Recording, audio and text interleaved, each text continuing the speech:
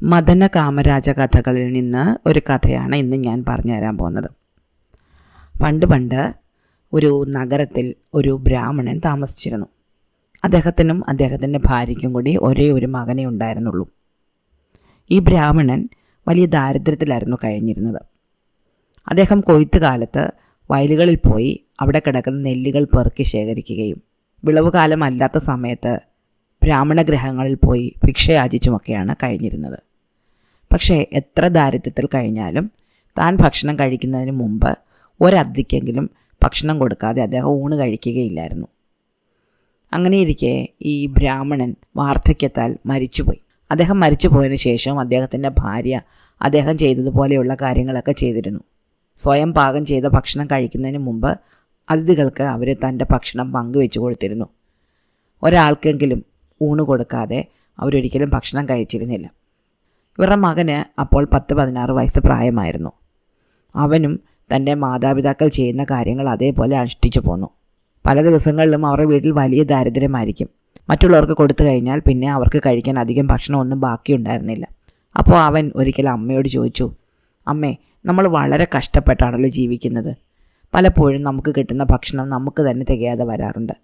എന്നിട്ട് നാം എന്തിനാണ് എപ്പോഴും ഈ അന്യർക്ക് കൂടി ഊണ് കൊടുക്കുന്നത്? ഇതിൻ്റെ വല്ല കാര്യവുമുണ്ടോ? ഇതുകൊണ്ടുള്ള ഫലം എന്താ? അപ്പോൾ അവൻ്റെ അമ്മ പറഞ്ഞു, മോനെ, ദാനങ്ങളിൽ അന്നദാനം മുഖ്യമെന്നാണ് ഞാൻ കേട്ടിട്ടുള്ളത്. അല്ലാതെ എനിക്കതിനെപ്പറ്റി വലിയ കാര്യങ്ങളൊന്നും അറിയുകയില്ല. നിൻ്റെ അച്ഛൻ ഇങ്ങനെ ചെയ്തു വന്നതുകൊണ്ട് അത് മുടക്കം വരുത്തണ്ട എന്ന് കരുതി ഞാനും ചെയ്യുകയാണ്. ഇതിൻ്റെ മാഹാത്മ്യം എന്താണെന്ന് എനിക്ക് പറഞ്ഞു തരാൻ അറിഞ്ഞുകൂടാ. അതുകൊണ്ട് നീ പോയി തപസ് ചെയ്ത് പരമശിവനെ പ്രത്യക്ഷപ്പെടുത്തി അദ്ദേഹത്തോട് ചോദിക്കൂ എന്താണ് കാര്യമെന്ന്. അപ്പോൾ അദ്ദേഹം നിനക്ക് പറഞ്ഞു തരുമായിരിക്കും. ഇത് കേട്ട ഈ ബ്രാഹ്മണകുമാരൻ അമ്മയോട് യാത്ര പറഞ്ഞിട്ട് തപസ്സിനായിട്ട് പുറപ്പെട്ടു. ഗോകർണത്തെത്തി തപസ് ചെയ്യണമെന്നായിരുന്നു അവൻ്റെ വിചാരം. പക്ഷേ പോകും വഴി രാത്രിയിൽ അവനൊരിക്കൽ ഒരു കൊടുങ്കാട്ടിൽ കഴിയേണ്ടി വന്നു.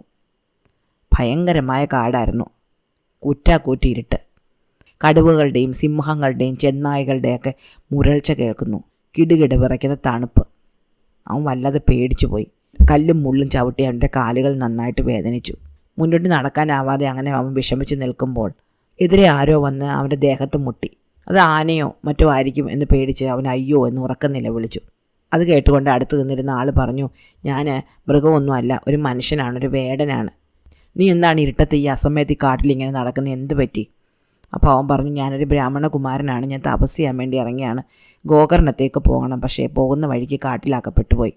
നേരെ വിരുട്ടുന്നതിന് മുമ്പ് കാട്ടിൽ നിന്ന് പുറത്ത് കടക്കണമെന്ന് വിചാരിച്ചതാണ്. പക്ഷേ എനിക്ക് പറ്റിയില്ല. ഇരുട്ടത്ത് വഴി കാണാൻ വയ്യാതെ, കണ്ണ് കാണാൻ വയ്യാതെ ഞാനിവിടെ ഇങ്ങനെ നിൽക്കുകയാണ്. അപ്പോൾ വേടൻ പറഞ്ഞു, എനിക്കും കണ്ണ് കാണുന്നില്ല, പക്ഷേ സ്ഥിരമായിട്ട് ഈ വഴി നടക്കുന്നത് കൊണ്ട് എനിക്ക് വഴി അറിയാം. ഞാൻ എൻ്റെ വീട്ടിലേക്ക് പോവുകയാണ്, വേട്ട കഴിഞ്ഞ് പോവുകയാണ്. നീ എൻ്റെ കൂടെ വരാമെങ്കിൽ ഞാൻ നിന്നെ ഇന്ന് എൻ്റെ വീട്ടിൽ കൊണ്ടുപോകാം. ബ്രാഹ്മണ യുവാവൻ ഇത് വളരെ സന്തോഷമായിട്ട് തോന്നി. രാത്രി എവിടെയെങ്കിലും ഒന്ന് കൂടണം എന്ന് അവൻ കരുതിയിരിക്കുകയായിരുന്നു. അങ്ങനെ ഈ വേടൻ ഈ ബ്രാഹ്മണ യുവാവിനെയും കൊണ്ട് തൻ്റെ താമസ സ്ഥലത്തേക്ക് പോയി. അവിടെ ചെന്നപ്പോൾ അയാളുടെ ചെറിയ കുടിലിൽ അയാളുടെ വേടത്തിയുണ്ട്. വേടത്തി ചെറിയൊരു വിളക്ക് കത്തിച്ച് വെച്ചിട്ടുണ്ടായിരുന്നു. അപ്പോൾ ഈ ബ്രാഹ്മണകുമാരനെ കൊണ്ടുവന്ന വേടൻ വേടത്തിയോട് പറഞ്ഞു, ഇന്ന് നമുക്കൊരു അതിഥിയുണ്ട്. നമ്മുടെ ഭക്ഷണത്തിൽ നിന്ന് ഒരംശം ഭക്ഷണം ഈ ആൾക്കും കൂടി കൊടുക്കണം. ഇന്ന് രാത്രി നമ്മൾ മരത്തിന് മുകളിൽ ഉറങ്ങാൻ കയറുമ്പോൾ ആ മരക്കൊമ്പിൻ്റെ ഒരു വശത്ത് ഇയാളെ കൂടി ഇരുത്താം. അയാൾ നാളെ രാവിലെ അങ്ങ് പൊയ്ക്കൊള്ളും. പക്ഷേ ആ സ്ത്രീ സമ്മതിച്ചില്ല. അവർ പറഞ്ഞു, ഇവിടെ തന്നെ ഭക്ഷണത്തിന് വളരെ ബുദ്ധിമുട്ടാണ്. അപ്പോഴാണ് മറ്റൊരാൾക്കും കൂടി കൊടുക്കണം എന്ന് പറയുന്നത്. ഞാൻ യാതൊരു കാരണവശാലും ഇയാൾക്ക് ഭക്ഷണം പങ്കുവെച്ച് കൊടുക്കുകയില്ല. ഇയാളെ എൻ്റെ വീടിനകത്തിരിക്കാനും സമ്മതിക്കുകയില്ല. പാവം വേടന് വലിയ വിഷമം തോന്നി. കൂടെ വിളിച്ചുകൊണ്ട് വന്നതല്ലേ. അയാളെ തനിക്ക് കഴിക്കാൻ മാറ്റിവെച്ചിരുന്ന തിനമാവിൻ്റെയും തേനിൻ്റെയും കുറച്ച് ഭാഗം ഈ ബ്രാഹ്മണകുമാരന് കൊടുത്തു. ഭക്ഷണം കഴിഞ്ഞപ്പോൾ ഉറങ്ങാൻ വേണ്ടിയിട്ട് വേടത്തി അവർ സാധാരണ കയറുന്ന ഒരു മരത്തിൻ്റെ കൊമ്പിലേക്ക് കയറിപ്പോയി. ആ മരത്തിലേക്ക് തങ്ങളുടെ അതിഥിയെ കയറ്റുകയില്ല എന്ന് വേടത്തി കട്ടായം പറഞ്ഞു.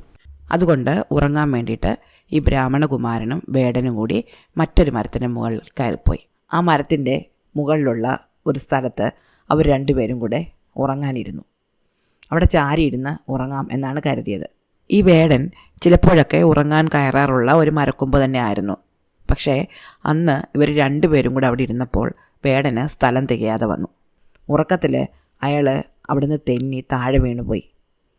അയാൾ താഴെ വീഴുന്ന ശബ്ദം കേട്ട ഒരു കടുവ അവിടെ എത്തുകയും അയാളെ തിന്നു കളയുകയും ചെയ്തു. താഴെ വേടനെ കടുവ പിടിക്കുന്ന ശബ്ദം കേട്ടുകൊണ്ട് മരത്തിന് മുകളിലിരിക്കുകയായിരുന്ന ബ്രാഹ്മണ യുവാവ് പേടിച്ച് ആകെ അരണ്ടുപോയി. നേരം വെളുത്തപ്പോൾ അയാൾ പേടിച്ച് വിറച്ചുകൊണ്ട് താഴെ ഇറങ്ങി. മറ്റൊരു മരത്തിന് മുകളിൽ സുഖമായിട്ടിരിക്കുകയായിരുന്ന വേടത്തി ബ്രാഹ്മണ യുവാവിനെ കണ്ടുകൊണ്ട് ദേഷ്യപ്പെട്ട് അവനെ ഉപദ്രവിക്കാൻ വേണ്ടിയിട്ട് ഓടി വന്നു. അത് കണ്ട് അവൻ പേടിച്ച് അവിടെ നിന്ന് ഓടിപ്പോയി. ഓടി അവൻ ആ കാടിന് പുറത്ത് കടന്നു. ഒരു വലിയ പാടത്തിനടുത്തെത്തി. അതൊരു വലിയ നെൽപ്പാടമായിരുന്നു. ആ നെൽപ്പാടത്തിൽ വിളഞ്ഞ കതിരുകൾ മുഴുവൻ വെള്ളത്തിൽ മുങ്ങിക്കിടക്കുന്ന കണ്ടു.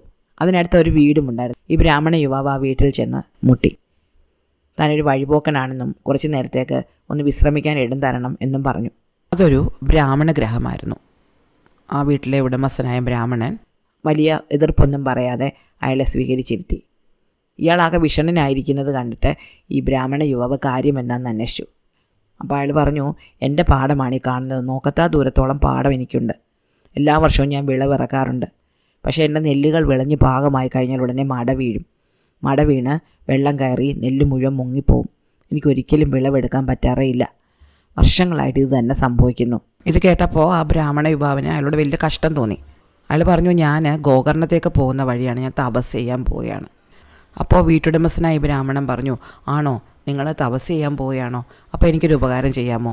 നിങ്ങൾ തപസ് ചെയ്ത് പരമശിവനെ പ്രത്യക്ഷപ്പെടുത്തുകയാണെങ്കിൽ നിങ്ങൾ ഇക്കാര്യം ഒന്ന് ചോദിക്കണം, എന്തുകൊണ്ടാണ് എല്ലാ വർഷവും എൻ്റെ പാടത്തിങ്ങനെ മട വീഴുന്നതെന്ന്.